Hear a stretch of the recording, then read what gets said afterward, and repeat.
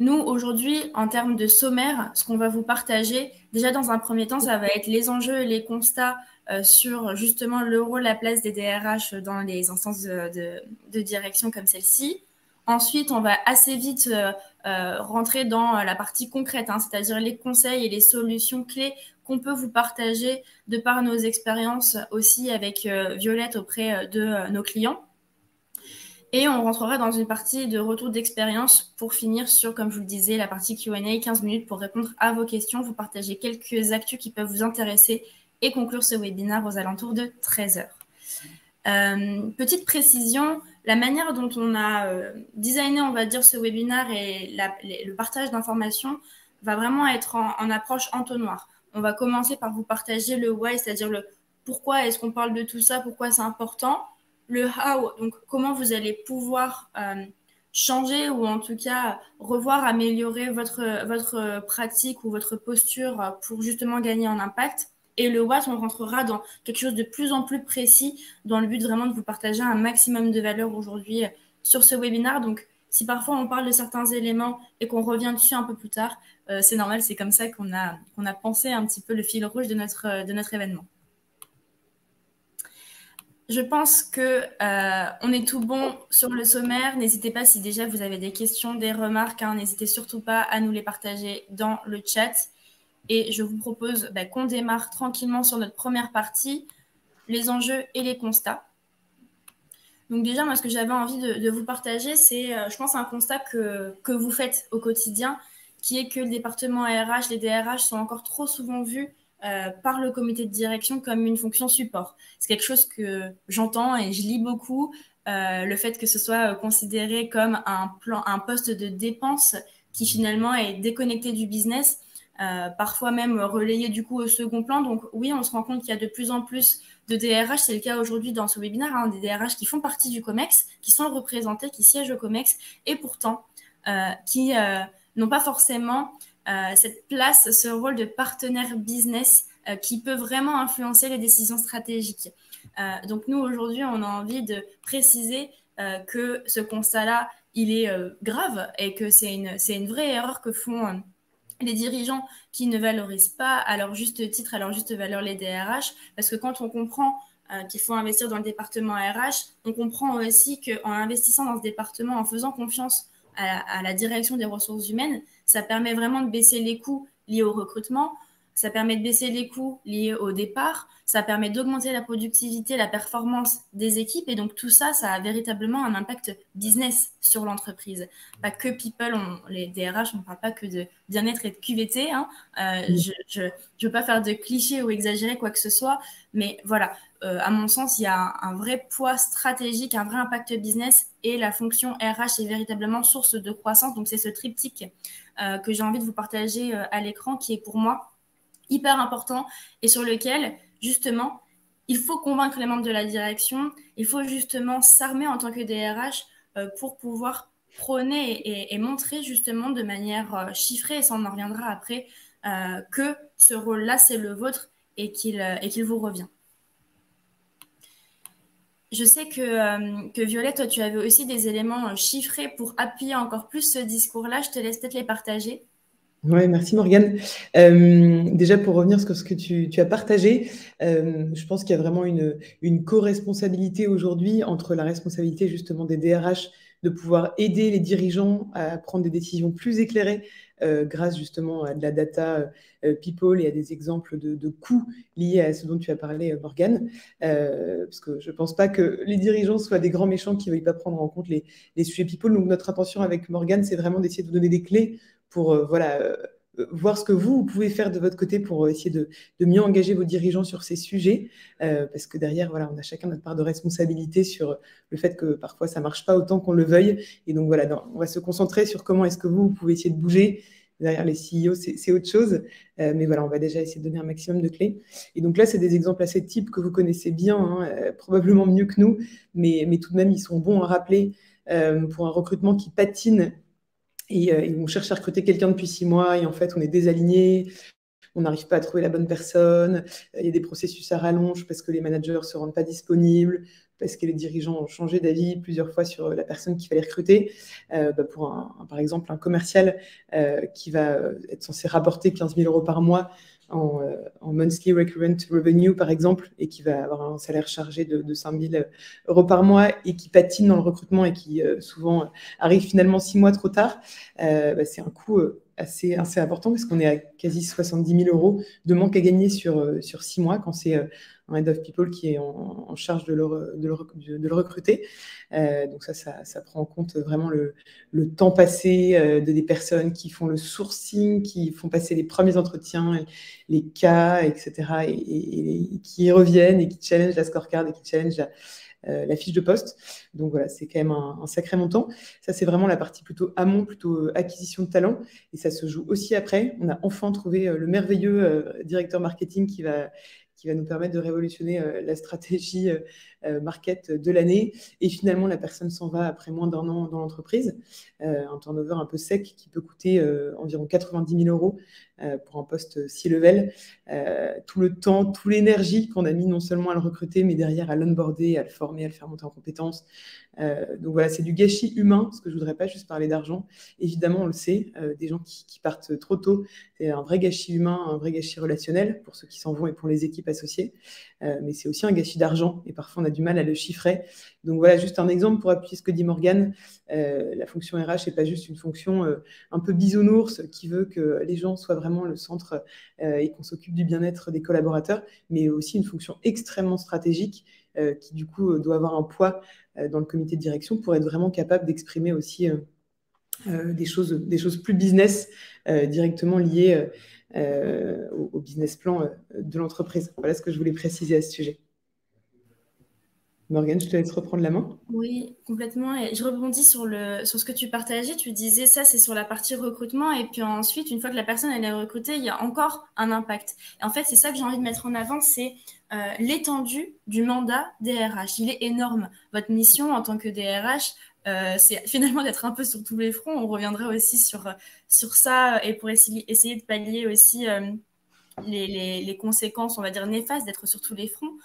Mais en tout cas, il y a un mandat qui est hyper large, qui part du recrutement jusqu'à ensuite le fait de pouvoir animer vos talents en interne pour que justement ils soient motivés, qu'ils soient productifs et qu'ils soient engagés. Et ensuite, il y a aussi toute la partie de développement des personnes parce que pour projeter les personnes, comme je vous dis, c'est un sujet sur lequel je travaille beaucoup en ce moment, il faut pouvoir leur proposer une projection qui va leur permettre d'être fidélisés et de se projeter chez vous sur plusieurs années et pas de vous quitter justement avant la fin de la première année. Donc vraiment le mandat il est large et c'est là qu'on se rend compte que de toute façon c'est un pilier stratégique qui est fondamental ce mandat-là puisque s'il n'y a pas de talent il n'y a pas d'entreprise donc finalement si ça c'est pas business c'est qu'il y a un problème donc je pense qu'il y a une vraie question aujourd'hui et c'est ce qu'on va aborder ensemble, une vraie question de posture et de vous aider à savoir vous convaincre votre codir, savoir pitcher de prendre, d'adopter de nouvelles skills, de nouvelles pratiques qui vont vous permettre de développer, votre capacité à faire valoir votre mandat, vos projets aujourd'hui et de permettre d'avoir un vrai alignement pour limiter les dégâts aussi qui peuvent être causés par ce manque d'alignement-là. Je pense que là, ça serait intéressant. On est toujours dans une partie qui reste assez introductive pour partager le constat qu'on fait aujourd'hui. Et il y a aussi une notion de l'évolution de l'organisation RH qui est intéressante à partager, Violette. Oui, carrément. En fait, ce que je voulais juste qu'on précise en introduction avant d'arriver sur des pistes de solutions, c'est que, comme tu disais, Morgane, la fonction RH, elle est tellement large, parfois on s'y perd dans les priorités, dans les batailles. Et mener des batailles en tant que DRH, je trouve que ça demande une énergie énorme, alors que c'est un poste très lié à l'énergie, parce qu'on doit manager souvent son manager, être aussi un peu manager-coach des autres membres du CODIR, être à l'écoute des employés qui arrivent, qui s'en vont, gérer le légal, enfin bref, je ne refais pas vos fiches de poste, mais c'est quand même des postes 360 extrêmement complexes, spécifiquement en cette période de légère récession économique, dirons-nous. Donc peut-être ce que j'avais envie de préciser là-dessus, c'est qu'il y a une des choses que j'ai aperçues dans les comités de direction qu'on accompagne, et les DRH spécifiquement, c'est ceux où ça marche bien, c'est qu'ils ont choisi leur bataille du quarter, leur bataille des 6 mois. Et donc j'ai tenté une représentation un peu des priorités des DRH par rapport aux tailles d'entreprise. Évidemment, c'est non exhaustif, comme c'est un schéma qui essaie de récapituler vulgairement les enjeux people. Mais voilà, la boîte de 0 à 30, on est quand même sur les fondations solides des premiers employés qui, derrière, vont être les futurs potentiels managers, les futurs potentiels responsables de BU, etc. Donc, il y a un enjeu de recrutement de gens extrêmement capables de pivoter, d'être caméléons, qui est assez fort. Ensuite, jusqu'à 50, il y a un sujet de formation au management, en tout cas d'avoir des premières personnes qui soient vraiment formées pour un socle solide et s'assurer que derrière la phase potentielle de scale soit sérénisée par des managers bien dans leur basket et bien outillés. Ça, c'est souvent quelque chose, malheureusement, qu'on pense qu'on peut apprendre dans des bouquins de leadership américain. Évidemment, une croyance que je ne partage pas du tout. Ensuite, la phase de scale à 100 personnes qui demande vraiment d'avoir une structuration de la fonction RH qui est plus puissante, parce qu'on ne peut plus du tout faire. Il y a beaucoup d'enjeux qui viennent se cogner les uns aux autres. Donc là, il y a vraiment le sujet de cadrer, de structurer et de bien orchestrer en fait la roadmap RH qui devient un peu plus lourde. C'est là où il y a le premier CSE, il y a beaucoup de sujets légaux qui rentrent aussi en jeu, les premiers départs, etc. Donc là, c'est vraiment un enjeu de structuration et de cadrage, d'avoir un DRH qui est capable d'apporter un cadencement et d'embarquer les gens avec lui, parce que c'est plus lui qui fait tout seul, mais il y a une équipe associée idéalement et des managers qui doivent être extrêmement impliqués, à mon sens, dans la fonction RH. Et ensuite, 250 personnes, souvent le sujet des carrières track qui peut arriver bien sûr tout à fait avant, mais qui est encore plus présent dans ce genre de phase d'entreprise. La rétention qui devient très clé, parce qu'avant 100 personnes, souvent il y a quand même un sujet un peu de tribu qui se perd, ce tremblement de terre un peu des 100. Donc voilà, l'enjeu là-dedans, c'est plus de se dire, ayons une bataille par quarter pour essayer de maximiser un niveau d'énergie qui est quand même assez sensible sur cette fonction-là spécifiquement. Donc il faut réussir à prendre soin de soi. Et donc, je trouve que ça permet aussi d'être de focus, de prioriser, de rabâcher les mêmes messages, les mêmes prios. Parce que souvent, nos dirigeants aussi ont une capacité d'écoute dans des moments business clés assez limitée. Donc, d'avoir un seul sujet sur la table peut permettre aussi d'arriver plus à ses fins et donc arriver à un impact qui est plus tangible, qui est complexe dans la fonction RH. Comme il y a plein de batailles, il y a un impact qui est parfois dilué. Et donc, plus on se focus sur quelque chose de clé et de précis, plus on est capable aussi de se dire « Ah, ça y est, j'ai terminé mon sujet de formation management, j'ai réussi à faire un truc canon pour 20 personnes, j'ai mesuré l'impact, ça c'est bon, c'est passé », plutôt que d'avoir une roadmap monstrueuse qui permet d'avoir un impact très limité. Voilà, évidemment, c'est non exhaustif, mais c'était pour une proposition de bataille à mener en fonction de la taille des entreprises. C'est carrément intéressant. Merci pour le partage, Violette. Et n'hésitez pas à nous dire dans le chat. Moi, je suis curieuse aussi de savoir où vous en êtes de votre perception, que ce soit en termes d'effectifs, de people, mais aussi vos enjeux du moment, pour comprendre un petit peu mieux comment vous vous structurez et ce que vous avez demain à faire valoir justement auprès de vos codires et ce sur quoi on peut exactement vous aider.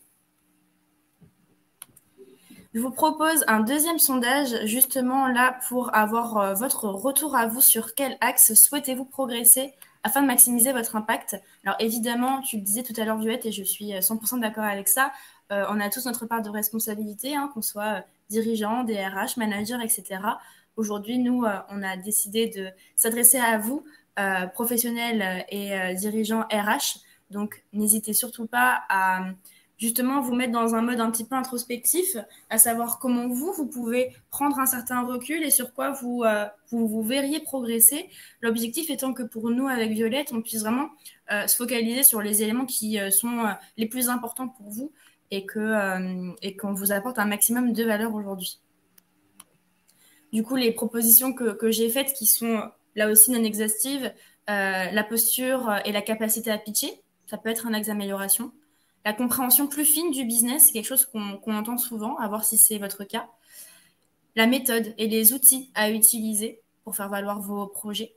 La confiance en soi, c'est aussi quelque chose qu'on voit et qu'on entend beaucoup. Ou autre, n'hésitez pas à nous dire dans le chat s'il y a d'autres choses qui qui reviennent et qui sont des axes sur lesquels vous souhaitez progresser, dites-nous dans le chat et on essaiera de compléter notre discours avec Violette sur le moment. Merci en tout cas pour ceux qui nous écrivent dans le chat. Mathieu, entreprise de presque 50, COMEX en cours de création. Et là, je suis sur la structuration des RH, grilles de plan de carrière, etc. Hyper intéressant, très, très complet. On voit déjà que dans une structure de presque que 50 personnes, parce qu'il y a des structures qui peuvent être tellement énormes qu'on se rend compte qu'il y a déjà des vrais sujets de structuration. En fait, c'est maintenant que ça se joue. Hein. Le sujet de la structuration RH, on dit souvent que c'est à partir à peu près de 50 employés que les entreprises recrutent un responsable ou un DRH. Et effectivement, c'est là que beaucoup de questions et de structuration s'imposent. Ce que je vous propose, c'est qu'on rentre du coup dans la partie solution avec Violette. Vous allez voir, on va se faire un ping-pong. On a pas mal de choses à vous partager justement pour vous aider à valoriser la place et le poids stratégique en tant que DRH. Et je te laisse initier un petit peu le débat, Violette. Ça marche. Peut-être là-dessus, ce que j'ai aperçu les 7 dernières années, c'est qu'il y a un peu 3 piliers directeurs qui peuvent permettre de devenir une DRH, de porter en tout cas la fonction DRH pour qu'elle soit vraiment stratégique au comité de direction. Il y a un premier pilier qui est le fait d'être vraiment très en lien avec le business, ce qui n'est pas si simple.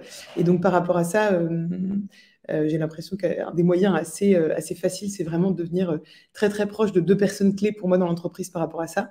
Le ou la directeur financier et le ou la head of sales. Le côté directeur financier, c'est pas toujours le meilleur ami du DRH et c'est bien dommage parce que je pense qu'il y a un sujet de lien fort pour pouvoir porter des sujets ensemble et pour pouvoir faire de la fonction DRH une fonction stratégique et pas juste un centre de coût. Et donc de pouvoir vraiment comprendre avec le DAF, c'est quoi les budgets, comment tu les suis, comment sont pilotés la top line, etc. Je pense que c'est assez puissant pour pouvoir vraiment comprendre justement des réactions d'un DAF qui valide ou qui invalide un budget, etc. et pas être dans un rapport de force, mais de pouvoir vraiment créer du lien. Donc ça se joue dans les relations interpersonnelles, évidemment, mais ça se joue aussi dans la compréhension du business, venir s'intéresser à ce que fait l'autre, quel est son quotidien, etc. Et le head of sales, je trouve que c'est intéressant aussi parce que c'est souvent un peu un certain poumon de l'entreprise, parce que c'est celui qui drive le chiffre d'affaires au quotidien. Et du coup, de pouvoir aussi comprendre comment ça fonctionne, évidemment, en fonction du business, c'est pas du tout la même chose si c'est un SaaS, si c'est une marketplace, si c'est une entreprise de service, mais du coup, de comprendre un peu les temps forts de ce business et comment ça se traduit dans les temps sales. Je pense que ça permet aussi d'arrêter d'entendre ces feedbacks que je déteste et qui méritent un peu le poil de mais de toute façon, ils n'ont rien compris, mais RH à nos enjeux business, etc. Donc, plus on se met en bisbille avec le DAF et le DAF, la DAF, le Head of Sales, plus je pense que le fait de comprendre vraiment leur quotidien, leurs enjeux et le business, ça peut être vraiment très puissant. Donc ça, c'est un premier principe directeur que je trouve important. Le deuxième, c'est vraiment le côté proximité des fondateurs, qui n'est pas toujours facile, parce que parfois, on n'est pas toujours managé par le ou la fondatrice ou le dirigeant. Mais moi, je pense qu'un bon DRH, c'est quelqu'un qui est aussi capable de murmurer à l'oreille du CEO. Et du coup, pour ça, il y a un besoin de grande proximité, pour aussi manager un peu le CEO qui n'a pas toujours de manager, ce qui est toujours un peu complexe. Et le dernier principe directeur que je trouve important, que j'ai déjà proposé avec les coûts cachés d'un recrutement tout à l'heure, c'est la capacité à vraiment définir et récolter des données chiffrées et mesurables, et donc d'arriver toujours avec des plans d'action qui soient extrêmement chiffrés pour que l'impact perçu sur le business et sur la top line soit extrêmement clair, et que donc la décision soit pas juste « Ah, mais il me faut une consultante Morgane pour bosser sur mon plan de carrière ». Ok, pourquoi? Mais d'arriver en disant, voilà, si on ne bosse pas sur le plan de carrière, voilà ce qui va se passer en termes de conséquences, voilà ce que ça va nous coûter, etc. Et ça, je trouve ça assez précieux. Donc voilà trois types de principes qui nous permettent, je pense, d'arriver à plus avoir une fonction stratégique. Et on donnera des exemples un peu plus précis avec Morgane juste après. Et donc peut-être parce que comme cette fonction de DRH est tellement complexe, je ne voudrais pas qu'on se dise, là, il faut être bon partout, etc. Parce qu'il y a déjà une charge sur les DRH qui est très élevée. Je pense que l'idée, c'est juste de se mettre dans les pompes de nos fondateurs et de se dire, c'est quoi les drivers de mon boss en ce moment, dans cette période de boîte où on en est, pré-levée de fonds, post-levée de fonds, phase un peu de croisière et de consolidation des fondamentaux. Il n'y a pas les mêmes besoins d'accompagnement en fonction de ces différentes phases-là. Et donc, dans cette phase actuelle, de quoi a besoin mon boss et comment je vais pouvoir bien l'accompagner. Pré-levée de fonds, c'est sûr, il y a besoin d'un truc très chiffré, il faut que ça soit très mesuré. Peut-être post-levée de fonds, il y a un sujet très en lien avec les enjeux de la levée de fonds. On a levé 5 millions, comment on les dépense efficacement, comment est-ce qu'on... donc voilà, je pense qu'il y a aussi un sujet de flexibilité et de caméléon, ce qui demande beaucoup d'agilité, pas toujours facile, en fonction des périodes de l'entreprise. Morgane, je te laisse enchaîner. Oui, complètement. Et je reviens sur ce que tu partageais concernant les indicateurs de mesure, les KPI, etc., la capacité à pouvoir amener des données chiffrées et mesurables. Finalement, honnêtement, j'ai réfléchi et je pense, sans vous dire de bêtises, que quasi 100% des clients que j'ai accompagnés, donc des départements RH que j'ai accompagnés, ne se fixent pas d'indicateurs de mesure en amont d'un projet. C'est pas du tout naturel de réfléchir et de fixer des KPI en amont d'un projet pour se demander qu'est-ce que je vais mesurer et qu'est-ce qui va me faire dire que j'ai atteint ou pas mon objectif à la fin de la période définie. Donc c'est vraiment dommage et moi ce que j'ai envie de partager c'est finalement une technique qui nous aide chez Arigo et qu'on prône aussi auprès de nos clients pour vous aider à adopter une méthodologie qui va vous forcer gentiment, on va dire, à vous définir des objectifs et tout de suite des indicateurs de mesure. Pour ceux qui connaissent ou pas, je parle de la méthodologie des OKR, Objective and Key Results. C'est vraiment une méthodologie justement qui permet de faire le point sur l'année, sur les objectifs qu'on a envie de se fixer, quelle est la direction commune qu'on a envie d'emprunter.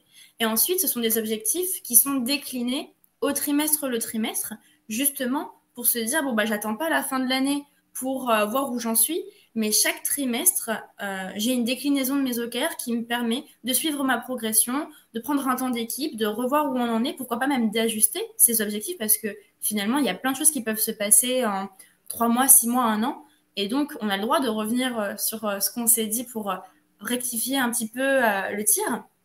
Et la méthodologie des OKR a vraiment pour objectif de mettre à côté d'un objectif un certain nombre de key results qui sont en fait des indicateurs qui te permettent de chiffrer ce que tu veux mesurer. Je vous donne un exemple. Là, aujourd'hui, on organise un webinaire. Nous, chez Ego, on a pour ambition et même vision d'entreprise de démocratiser l'approche People Operation qui est encore peu connue, peu répandue en France. Ça, c'est mon objectif. Mon key result, c'est en fait, comment je vais faire pour atteindre mon objectif? Je vais organiser 3 webinaires par mois sur la thématique du People Operation. Je vais créer et diffuser une newsletter dédiée sur les sujets de People Operation. Donc, ça vous permet tout de suite, et ça, c'est quelque chose que le cerveau peut faire assez facilement quand il y a une bonne méthodologie, un bon cadre qui est amené, c'est de se dire comment je décline un objectif en plusieurs petits résultats clés qui vont me permettre de suivre et d'avoir, on va dire, certaines actions que je vais mettre en place pour atteindre mon objectif. Donc ça, c'est vraiment quelque chose que je vous recommande. Il n'y a pas de bonne taille ou de mauvaise taille d'entreprise pour mettre en place les OKR. Nous, chez Ego, aujourd'hui, on est moins de 10 employés et on a mis en place les OKR dès le tout début de l'aventure parce que tout de suite, ça nous a permis de nous structurer, de définir nos priorités, parce que sinon, naturellement, on est tous des profils hyper polyvalents. On peut risquer d'aller dans tous les sens. Donc aujourd'hui, pour une entreprise de 10 salariés comme pour une entreprise de milliers de salariés, vous pouvez complètement adopter cette approche et par contre la personnaliser en fonction de vos enjeux, de votre structuration. Il peut y avoir des OKR entreprises et puis après des OKR sur votre département ou même des OKR par équipe. C'est à vous de définir le niveau de granularité pour que ça fonctionne bien et surtout que ça serve un objectif clé qui est de faire converger tous les efforts et tous les investissements dans une seule et même direction, désiloter l'organisation et permettre vraiment une meilleure performance et une meilleure collaboration en vue de l'atteinte des objectifs globaux de l'entreprise. Donc, si vous ne connaissez pas, c'est pas un webinaire dédié sur les OKR, même si on pourrait faire un webinaire dédié sur les OKR, mais n'hésitez pas, dans la partie Q&A, je reviendrai avec plaisir sur ces éléments-là si vous le souhaitez. Et du coup, ça me fait aussi parler de la data plus people, parce que finalement, comme je vous le dis, c'est pas forcément naturel pour les personnes de l'équipe RH on va dire, voilà, de fixer en amont ces KPI-là, mais il y a des choses qui sont quand même assez faciles à aller chercher, qui sont tout simplement le taux de turnover, ça vous pouvez le calculer, le temps de recrutement, le nombre de candidatures qualifiées que vous recevez, les feedbacks aussi que vous recevez, les verbatims de vos collaborateurs, de vos managers, le niveau de satisfaction de ces personnes-là, pour être sûr que les projets que vous allez mettre en place par la suite vont vraiment impacter positivement ces données-là. Et le but du jeu, c'est vraiment de ne pas travailler en chambre. Parce que, encore une fois, c'est quelque chose que je vois assez souvent. C'est l'équipe RH qui définit les sujets sur lesquels elle va se focaliser et comment elle va s'y prendre globalement. Et finalement, moi, j'ai plus envie de prôner une approche qui est celle du People Operation et qui est très proche de l'approche Product Management, qui est tout de suite d'aller voir le terrain, en fait, d'aller comprendre sur le terrain auprès des employés, auprès des managers, quelles sont les problématiques, où est-ce que ça va, où est-ce que ça ne va pas, et surtout pas de travailler en chambre et partir d'hypothèses, mais de partir véritablement des besoins de vos utilisateurs et de pouvoir proposer du coup véritablement des pistes d'amélioration et des projets qui vont répondre à ces besoins-là. Donc ça, c'était vraiment pour compléter plus la partie objectif data, mais tout ça, ça s'inscrit dans une méthodologie qui doit être assez clairement définie et sur laquelle vous devez embarquer aussi vos dirigeants pour qu'ils vous donnent davantage le mandat et pourquoi pas aussi les budgets pour aller au bout de vos idées. Donc là, ce que je vous présente, vous le connaissez peut-être, c'est la méthodologie du design thinking qu'on appelle aussi double diamant. Donc vous voyez, ça se décompose en 2 sprints qui sont finalement 2 cycles, deux cycles assez courts de plusieurs semaines chacun, où en fait la méthodologie veut simplement vous dire qu'il faut déjà vous ouvrir. Comme je vous le disais, le but du jeu, c'est pas de vous enfermer tout de suite dans vos projets, dans vos solutions en petits comités restreints à RH, mais c'est plutôt, OK, on va aller comprendre les problèmes, on va s'ouvrir, on va converger, on va aller sur le terrain. Ensuite, on va designer des solutions. Donc là, c'est une phase, à ce moment-là, pardon, la première, c'est la divergence et la deuxième, c'est la convergence. Donc là, maintenant, vous avez dressé l'état des lieux, vous avez compris ce qui fonctionnait, ce qui ne fonctionnait pas. Donc, on peut rentrer dans une phase où on va plus réfléchir collectivement, on va faire de l'intelligence collective, on va brainstormer des solutions qui vont permettre de répondre aux problématiques qui ont été identifiées. Et c'est là qu'on ressort avec un MVP, votre Minimum Viable Process ou Product. C'est votre bout de prototype, c'est votre bout de solution qui va vous permettre justement de répondre durablement à toutes les problématiques que vous avez identifiées, de manière à, dans le deuxième diamant, pouvoir tester tout ça sur un échantillon, par exemple, de collaborateurs, de pouvoir mesurer tout de suite l'impact de votre MVP, de votre solution sur l'organisation et de pouvoir le déployer à plus grande échelle. Donc, c'est vraiment une méthodologie qui a pour vocation d'être dans l'expérimentation. Donc, ça vous permet vraiment de montrer à votre codir, voici comment je vais procéder, c'est visuel, c'est clair, c'est simple, il y a une notion de temps aussi, je m'engage sur un sprint, c'est à peu près 8 semaines. Ben voilà, 2 sprints, ça va me prendre plus de 3 mois. Mais en tout cas, vous avez une notion de temps, vous avez une notion d'expérimentation. On a des cycles courts qui sont vraiment empruntés aussi à l'approche et à la méthodologie agile, qui a clairement fait ses preuves aussi en entreprise aujourd'hui. Ça vous permet vraiment d'avoir une approche projet différente, plus moderne et plus efficace, qui va vous permettre de faire valoir vos différents projets. Tout ça, vu comme ça, je ne sais pas, peut-être que ça peut vous paraître théorique. En tout cas, nous, chez Aigo, auprès de nos clients, on l'utilise et on le décline de manière plus opérationnelle sous la forme d'un planning, comme celui que vous voyez à l'écran, où là, on a matérialisé nos 2 sprints de 5 à 6 semaines chacun, qui sont ensuite divisés en plusieurs objectifs. Donc, c'est-à-dire qu'on a à peu près 3 à 4 objectifs par sprint et on retrouve les différentes phases de l'approche du design thinking. Dans un premier temps, dans le premier sprint, on va comprendre le contexte, on va choisir aussi sur quel pilote on va tester un petit peu nos solutions, on va concevoir notre MVP, on va le tester, on va mesurer l'impact et finalement, au bout de 3 mois, on va avoir une instance qui regroupe toute l'entreprise ou tout le périmètre défini et on va montrer ce MVP, on va montrer tout ce qui a été créé à ce moment-là et on prend du feedback. Donc, c'est vraiment une méthodologie qui permet tout le temps d'être dans l'itération, de prendre du feedback et de proposer des choses qui répondent véritablement aux besoins. Et c'est parsemé de rituels qui permettent de se synchroniser, de produire des éléments, de brainstormer, de partager les avancements à l'ensemble de l'entreprise, etc.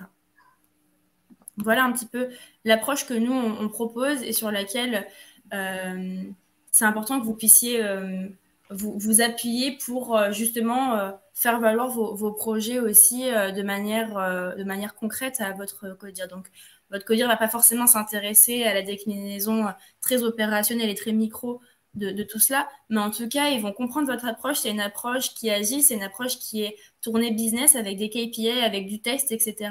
C'est ça qui va convaincre aussi votre audience. Je vais passer assez vite sur d'autres outils que j'ai envie de vous partager, que vous connaissez, mais sur lesquels je pourrais revenir si vous avez des questions. C'est la roadmap. Tu en parlais, Violette, un peu plus tôt, la nécessité à un certain moment dans la structuration RH d'avoir une roadmap qui peut grandir au fil de l'évolution des effectifs et des enjeux.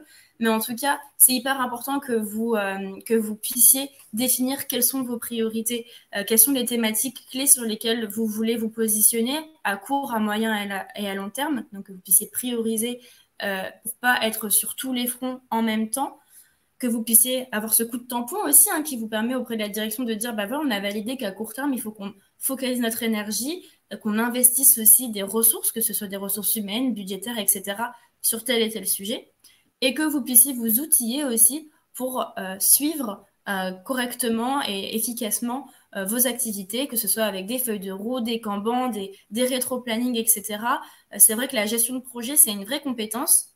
C'est pas forcément dans la formation RH de base, mais en tout cas, si je peux vous donner un conseil, c'est vraiment intéressez-vous aux différentes méthodologies et outils de gestion de projet. Ça, c'est des skills qui, je pense, sur beaucoup de métiers, et notamment sur le métier de RH et DRH, sont hyper déterminantes.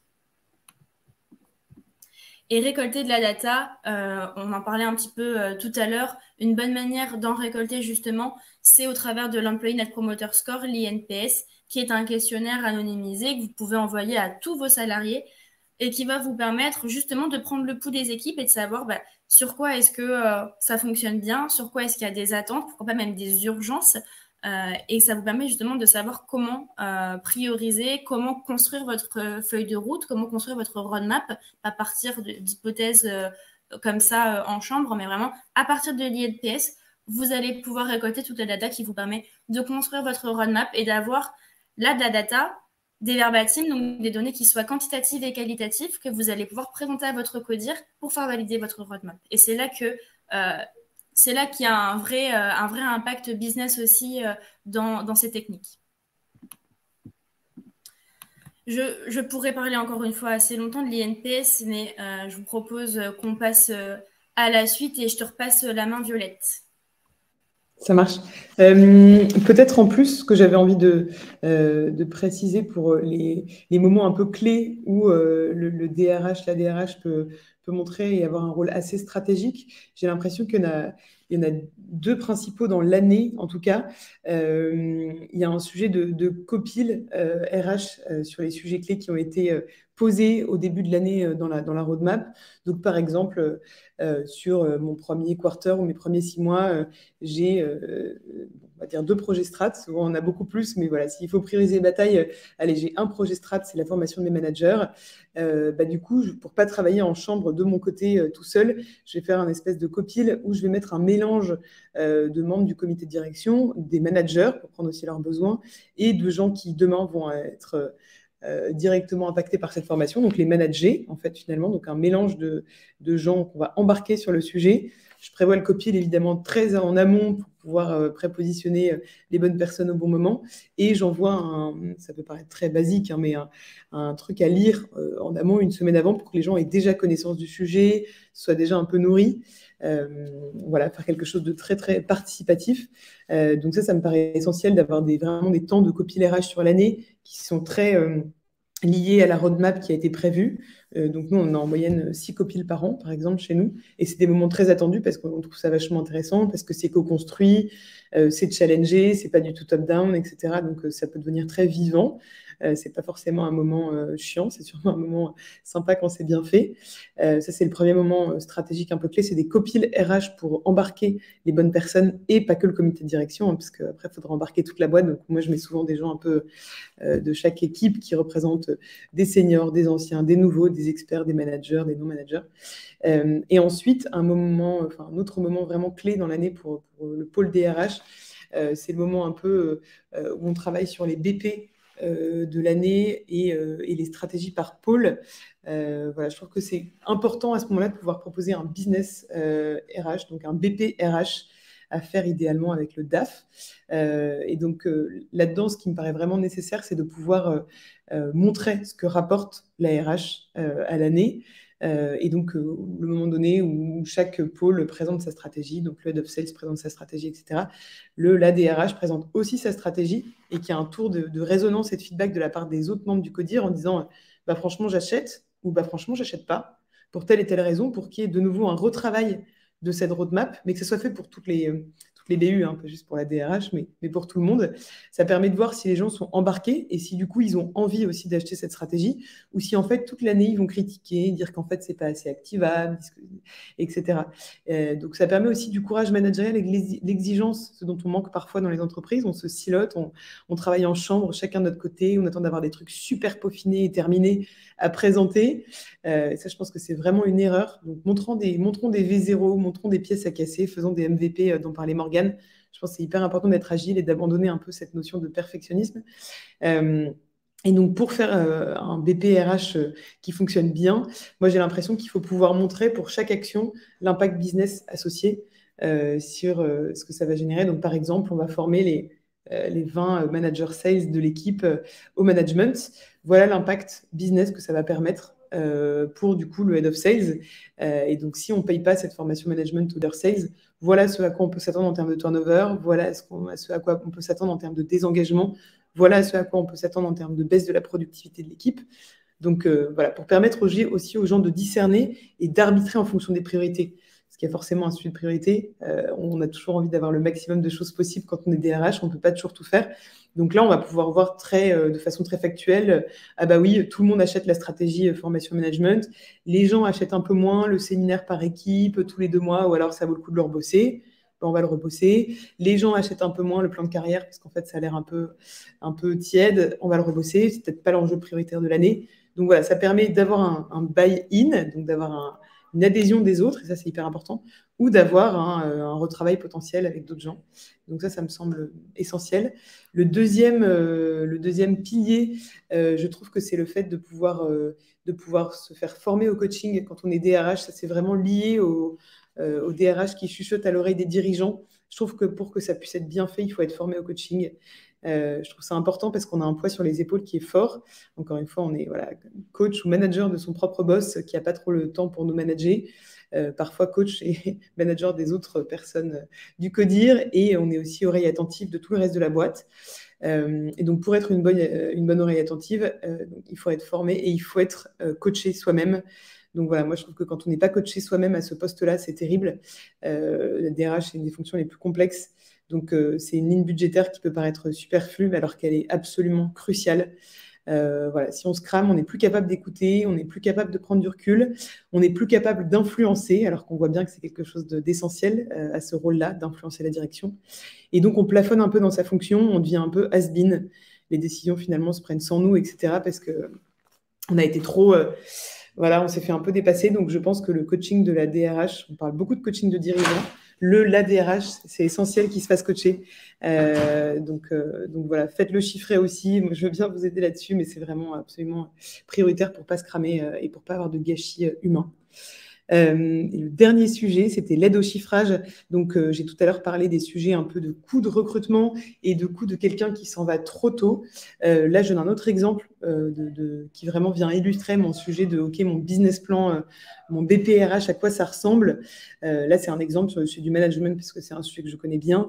Mais voilà, par exemple, un de vos VP ou DRH, enfin de vos directeurs vous dit raconte-moi ce que c'est l'impact chiffré d'une formation en management ou de ne pas faire une formation management. Je pense qu'il faut expliquer que ça a 3 lieux d'impact. Le fait de ne pas faire former un responsable sales, juste pour lui-même déjà, le fait de ne pas être bon dans sa fonction de manager, il y a un sentiment d'échec, il y a un sentiment d'abandon de la part des gens qui ne lui payent pas de formation. Du coup, soit il surcompense et il essaye de faire le max, donc il part en burn-out, soit il se désengage parce qu'il se dit de toute façon, j'y arriverai jamais. Donc désengagement, finalement, hein, soit on le sort, soit il se sort lui-même, turnover. Voilà, c'est du coup en impact chiffré pour un seul manager mal formé de 14 000 € en coût indirect. Ces coûts indirects, c'est le coût d'un désengagement d'une personne qui commence progressivement à se retirer, l'espèce de quiet quitting qu'on connaît bien. Et les 3 000 € de salaire en plus, c'est dans une boîte qui est réputée pour avoir pas mal de burn-out ou en tout cas un climat social pas extraordinaire. Il faut payer les gens en moyenne 3 000 € de plus par an. C'est une moyenne, hein. C'est des chiffres dont les sources sont vraiment fiables, mais pour pouvoir attirer ces gens-là dans une culture qui peut paraître un peu toxique. Et ça, du coup, c'est juste au niveau individuel. Donc, quand on compare à la formation et de combien coûte la formation pour une personne, c'est évidemment beaucoup moins cher que 17 000 €. Donc, je trouve que ça permet d'avoir un élément de comparaison.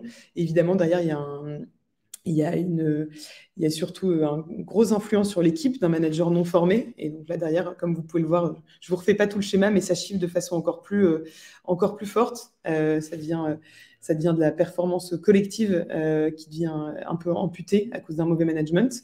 20% en moyenne de productivité collective moindre par un mauvais manager. Mauvais, ça veut dire pas formé, hein, ça ne veut pas dire que c'est une sale personne. Voilà, avec du quiet quitting, encore du turnover, etc. Pas forcément du manager lui-même, mais de son équipe. Voilà, et des recrutements qui prennent plus de temps, parce qu'une équipe où on sent que le manager est pas hyper bon, en fait, 30% de durée supplémentaire liée au recrutement, et on l'a bien vu, ça prend du temps de recruter, donc de l'argent. Donc ça commence à chiffrer très fort. Donc voilà, peut-être c'est juste un exemple pour montrer que quand on veut avoir une influence forte, il faut chiffrer, il faut y mettre du temps, il faut aller chercher des sources, et parfois c'est bien de se faire accompagner là-dessus. Donc n'hésitez pas à avoir le maximum de tableaux qui permettent de prouver un peu les bienfaits ou le manque à gagner de l'impact des accompagnements RH que vous pourriez proposer à votre comité de direction. Justement, ton tableau fait réagir dans le chat. Oh. Alors, il y en a qui ont peur, et puis il y en a qui ne comprennent pas forcément les calculs aussi. Alors, effectivement, moi, sur cette slide, plus de manière synthétique et visuelle, j'ai enlevé les calculs, mais peut-être que Violette, tu peux en dire deux mots sur quelle base justement sur quoi tu t'es basé pour ces calculs et ces chiffres-là. Oui, carrément. Je pourrais vous renvoyer le détail parce qu'en effet, Morgane t'avait fait un petit récapitulatif, mais par exemple, au niveau de l'équipe, sur le fait de moins former ces équipes, il y a 20% de productivité collective en moins qui est perdue. Du coup, et donc sur une équipe d'une entreprise de 50 personnes, une équipe de 5 personnes qui a un manager mal formé, ça fait 100 000 € imputés du coup à la productivité collective si on parle d'un chiffre d'affaires de 5 millions d'euros par an. Donc on s'est vraiment basé là-dessus. Mais si vous voulez, pour ceux que ça intéresse, je peux renvoyer le tableau 100% détaillé avec toutes les sources qui sont évidemment essentielles parce que souvent on se fait challenger. Mais d'où viennent tes chiffres? Là, c'est que évidemment des chiffres scientifiques. Hein, on ne les a pas inventés nous-mêmes. Et tout le détail des calculs. Si ça peut vous aider, je suis ravie de vous envoyer ça. On a un peu rétréci, mais c'était plus pour montrer le besoin de chiffrage. Mais je peux vous envoyer ça avec plaisir. Trop bien, merci. Visiblement, il y a des personnes qui sont intéressées pour avoir le chiffrage. Justement, on l'a beaucoup cité aujourd'hui, la notion du chiffrage et de pouvoir se backuper avec les bons chiffres, les bonnes datas. Donc, effectivement, c'est quelque chose qu'on peut vous partager. On arrive sur la fin. Moi, vraiment, juste en deux mots, je voulais simplement conclure en vous disant que ce que je vois auprès de mes clients ou même des prospects, c'est que je vois des DRH qui sont convaincus par la nécessité de mettre en place des actions spécifiques pour justement mieux recruter, pour mieux attirer les talents ou bien même pour mieux retenir, parce qu'il y a des entreprises qui font face à un sacré turnover et qui ne savent pas forcément comment s'y prendre, ou en tout cas des DRH qui sont convaincus qu'il faut faire quelque chose, mais des CEO qui ne vont pas forcément investir de budget, pas parce qu'ils n'ont pas envie, mais parce qu'ils n'arrivent pas forcément à comprendre le problème racine. C'est-à-dire que si vous, en tant que DRH, vous ne portez pas le fond du problème avec les conséquences, les données qui vont vraiment faire comprendre l'ampleur du sujet, d'où ça part et quelles sont les potentielles conséquences, et d'avoir aussi une capacité à être proactif et même être dans l'anticipation. C'est-à-dire de ne pas attendre le moment où, ça y est, on est en train de perdre 50% de nos effectifs et plus rien ne va pour prendre des actions, mais justement à essayer de réfléchir en amont, de convaincre le CEO de quels sont les problèmes racines, quelles sont les potentielles conséquences et les conséquences déjà même actuelles pour éviter d'avoir ce trou dans la raclette, non, pas dans la raclette, dans la raquette, et de pouvoir justement éviter ces conséquences négatives pour votre organisation. Donc, j'ai pas forcément là de données chiffrées pour le coup, mais vous, de toute façon, j'imagine qu'en tant que RH, DRH dans votre organisation, des retours d'expérience qui vous sont propres, vous devez en avoir quelques-uns. Donc, en tout cas, intéressant de les avoir. Là, il y a eu beaucoup d'échanges aussi dans le chat, donc on prendra le temps de revenir là-dessus parce que je pense qu'il y a des éléments hyper intéressants pour alimenter ce débat-là. Et ce que je vous propose, c'est, vu l'engouement et les questions que je vois déjà défiler, je vous propose qu'on rentre dans la partie questions et réponses de cet événement. Alors, n'hésitez pas à nous les remettre, si vous pouvez, dans l'onglet questions, juste à côté de l'onglet chat, parce que pour le coup, vous voyez, il y a quand même beaucoup d'interactions et les questions peuvent se perdre. Là, je vois une première question. On va prendre dans l'ordre. Nicolas, tu nous poses une question et 2 personnes ont aussi voté pour appuyer ta question. Si vous deviez donner 3 conseils pour quelqu'un qui se sent dépassé par son quotidien et des tâches trop opérationnelles, peut-être je peux initier quelque chose qu'on avait discuté ensemble, Violette. C'est justement le 80-20 dont parlait aussi Stella dans son podcast Yaniro. Si ça vous intéresse, allez voir aussi le podcast de Alexis Eve, Yaniro, The Human Factor. Il a interviewé Stella, qui est DRH chez Elven, et elle nous partage justement sa technique. En tant que DRH, c'est le 80-20, c'est de focaliser 20% de son énergie et de ses convictions et de ses batailles sur certains sujets. Et 80% des sujets, oui, elle va, entre guillemets, batailler, mais le mot final reviendra aux dirigeants ou aux décisionnaires final. Et ce sera fine. Mais en tout cas, il y a 20% de son énergie et des sujets sur lesquels elle ne reviendra pas. Elle a des convictions tellement fortes qu'elle elle dit, il faudra me passer sur le corps pour me faire oublier ces sujets-là ou pas me les faire passer. Donc voilà, je pense que déjà, c'est une bonne manière d'illustrer les choses et de se dire, il ne faut pas s'éparpiller, il faut choisir, comme on l'a dit beaucoup de fois, ses batailles. Et je trouvais que l'approche 80-20 était plutôt intéressante. Je ne sais pas si tu as quelque chose à ajouter pour compléter cette réponse, Violette. Le sujet tâche trop opérationnelle, il est compliqué parce que soit vous pouvez recruter quelqu'un pour le faire à votre place et que vous avez réussi à justement avoir votre... En fait, c'est un peu le fou la poule. Si vous avez réussi à avoir une influence vraiment stratégique, normalement, vous auriez dû... vous devriez pouvoir, enfin, je ne voudrais pas faire le yaka faucon parce qu'il n'y a rien de pire, mais si on arrive à avoir une posture stratégique avec ce qu'on a essayé de partager là en tips, normalement, on doit pouvoir dire, en fait, les gars, ça n'a aucun intérêt que je fasse la paye en fin de mois parce que c'est pas du tout rentabiliser l'impact stratégique que je pourrais avoir auprès des managers, auprès du business, etc. Et donc, laissez-moi recruter quelqu'un qui va être HRVP et pouvoir faire ça à ma place ou un assistant ou je sais pas quoi.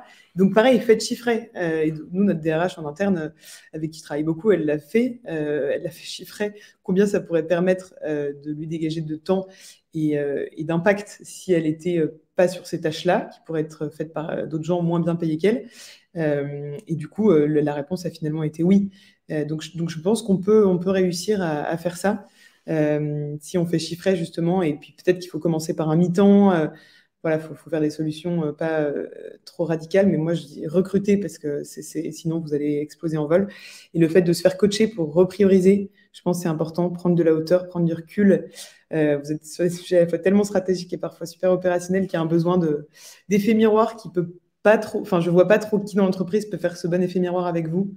Donc je pense qu'il faut quelqu'un supplémentaire externe qui puisse faire ça. Et je le vois quand on coach des DRH, l'impact que ça peut avoir sur la prise de hauteur, c'est souvent assez puissant. Et si je dois trouver un troisième exemple, si vous n'êtes jamais trop sûr pour moi, qui dit dépasser par son quotidien dit trop de bataille, et donc peut-être chaque semaine redire à son boss, c'est quoi, toi tu seras content à la fin de la semaine, du mois, si c'est passé quoi. Il faut reprioriser et dire, ok, donc je vais me focus là-dessus, est-ce que c'est ok pour toi si ça, je le fais pas, je le fais plus tard, etc. Donc revalider aussi peut-être les batailles avec lui pour l'embarquer avec vous sur vos batailles et pouvoir remettre à plus tard celles qui ne le sont pas. Passer des bons conseils. Tu nous diras, Nicolas, si ça répond à ta question et si ça t'apporte des éléments intéressants. On a une question de Mathieu. Comment revaloriser sa rémunération en tant que DRH vis-à-vis des autres membres du COMEX qui sont très souvent bien mieux payés? Ok, je vais me lancer avec moi, ma perception. Je ne suis pas du tout experte dans le sujet, mais je pense qu'à partir du moment où tu mets en application tout ce qu'on s'est dit juste avant, ta place et ta posture va être revalorisée. Et donc, je pense que naturellement, tu peux aller plus facilement vers ton dirigeant et dire, bon, bah, voilà, en vue de tout ce que j'ai apporté, de tous les bénéfices ou tous les pots cassés que j'ai évités aussi, je pense qu'on devrait réévaluer ma REM, ou en tout cas, je pense que du coup, en amenant de nouvelles approches, les nouveaux outils, et en embarquant justement ton codir, tu vas prendre une place qui est différente dans leur esprit. Et là, du coup, tu vas naturellement, toi, être revalorisé. Et donc, ça sera peut-être le bon moment aussi pour reparler d'une valorisation financière. Je pense que ça découle un petit peu de ce qu'on est en train de se dire. Je ne sais pas, Violette, si tu as d'autres éléments de réponse là-dessus. Bah, comme c'est souvent vous qui êtes en responsabilité de la grille de rémunération, faites-le en votre faveur. Non, je plaisante. En plus, c'est vraiment un sujet horrible, les grilles de rémunération. Mais notre DRH, elle a fait un peu ça chez nous. Bah, je pense que plus on prouve l'impact business, c'est ce que tu disais, Morgane, plus on peut négocier une bonne REM. Mais je suis d'accord que les DRH que je vois sur ce sujet, ils sont souvent trop en empathie du CEO et en gêne de la négociation. Et du coup, ils n'arrivent pas à faire bien valoir leurs droits par rapport à ça. Donc, je trouve que pareil, là-dessus, le coaching et l'aide à la prise de confiance sur la valeur ajoutée de votre poste qui est absolument crucial. Enfin, demain, s'il n'y a plus de DRH, quand même, le CEO est bien dans la merde. Hein. Donc, je pense que parfois, il faut oser dire, en fait, si j'ai pas ça, je m'en vais. Enfin, quand ça dépasse, il y a un sujet de valeur personnelle là-dedans. Je crois que je suis parfois hyper touchée et agacée aussi par le fait de dire non, mais il n'y a pas le temps, il peut pas, on peut pas. Parfois, ouais, trop d'empathie qui fait on s'amoindrit, on se met un peu sous le tapis et tout. C'est un peu un cliché, mais comme je rencontre plein, ça c'est quand même une partie de ce que je vois. Et donc là-dessus, je pense qu'il y a un sujet aussi de dire, d'un moment, oser taper sur le poing sur la table. Je trouve que ça, on le fait pas assez. Que ça soit pour un sujet de salaire ou que ça soit pour un sujet en fait, ça fait 4 mois que je bosse sur ce putain de sujet. À un moment, oui, on y va en fait. Oui, on y va. Et en fait, si tu veux pas qu'on y aille, moi, j'en ai marre, je m'en vais, quoi. Donc, oser dire stop, oser dire ça, c'est ma conviction. Je suis censée être référente sur le sujet, on me suit. Et si on ne me suit pas, je m'en vais. Donc, je pense qu'il y a aussi un sujet d'oser, oser dire, je suis pas d'accord. Donc, ça revient à choisir un peu ses batailles, parce qu'on peut pas vouloir faire entendre sa voix au chapitre sur tout. Mais je pense que ça, c'est un sujet qui est clé, d'oser dire quand on n'est plus aligné et d'oser partir. C'est pas facile, hein, mais je vois trop de DRH qui deviennent malheureux. Et du coup, je pense qu'il y a, voilà, ça, c'est quelque chose de libérateur. Bon, c'est pas la meilleure année où quitter son entreprise, mais il y a quand même plein de super boîtes qu'on peut rejoindre et où la RH est un peu au cœur de la stratégie. Je sais pas si je suis complètement alignée. Merci pour le partage, Violette. Mathieu, tu nous diras si ça répond à ta question, si ça te donne des pistes peut-être pour toi-même aller revaloriser ton salaire au sein de ton codir. En tout cas, on arrive sur la fin de ce webinaire et je profite de la dernière question de Cécilia qui nous fait une transition parfaite sur la suite. Est-ce que vous avez des lectures vidéo pour s'améliorer sur ces problématiques, People Ops, nouvelle vision, des rôles RH, etc. Transition parfaite, merci beaucoup Cécilia. Pour aller plus loin, justement, effectivement, moi je peux vous proposer plusieurs ressources qui sont la newsletter POP, c'est-à-dire la newsletter qu'on tient chez Aego et dans laquelle toutes les 2 semaines, on vous partage un maximum de ressources, un petit peu à l'image de nos webinaires. On vous partage vraiment des conseils, des méthodes, des outils pour justement rencontrer et surtout relever vos différents défis People. Donc, je vous mets le lien de la newsletter POPS dans le chat. Et on a également un livre blanc sur le People Operation. Donc, si vous ne connaissez pas cette approche ou que vous la connaissez un petit peu, mais que vous avez envie de l'adopter et de comprendre un petit peu mieux comment ça se passe et ce qu'il en est, je vous partage également le lien dans le chat vers notre livre blanc sur le People Operation. Et Violette a également une super newsletter que je te laisse nous présenter rapidement. Carrément. Il y a notre newsletter que vous pouvez carrément suivre si ça vous intéresse. Et peut-être qu'on vient de sortir un nouveau livre blanc qui est pas exactement aligné avec ce dont on a parlé, mais sur le fait de recruter des managers, des C-level. Donc, si ça peut vous aider à être plus rapide dans vos recrutements et plus efficace, voilà, la dernière petite ressource sur notre site qui vient de sortir. Et pour la suite, en tout cas, n'hésitez pas si vous avez des questions, je vais vous renvoyer le tableau par email des coûts du management pour que ça soit plus clair. Et on peut aussi vous envoyer avec Morgane une liste de podcasts sur les sujets RH qui sont passionnants et qui peuvent peut-être vous aiguiller. Complètement. En tout cas, on vous envoie un dernier sondage pour avoir votre retour à la fin de ce webinaire de 1 à 5. À quel point est-ce que vous êtes satisfaite du webinaire auquel vous venez d'assister? N'hésitez surtout pas à nous partager aussi par retour mail ce que vous en avez pensé, ce qu'on pourrait peut-être approfondir pour une prochaine fois. Et à disposition, je pense, autant Violette que moi, pour en discuter ultérieurement. S'il y a des choses sur lesquelles vous voulez revenir, n'hésitez surtout pas, ce sera avec grand plaisir. Sur ce, il est 13h pile poil. On est dans le timing parfait. Donc, je vous remercie. Et merci à toi, Violette, d'avoir pris le temps et pour tous tes précieux conseils et tes retours d'expérience. C'est hyper précieux. Donc, je suis vraiment ravie. Merci encore. Merci beaucoup. Merci à tous. Bon appétit et à très bientôt.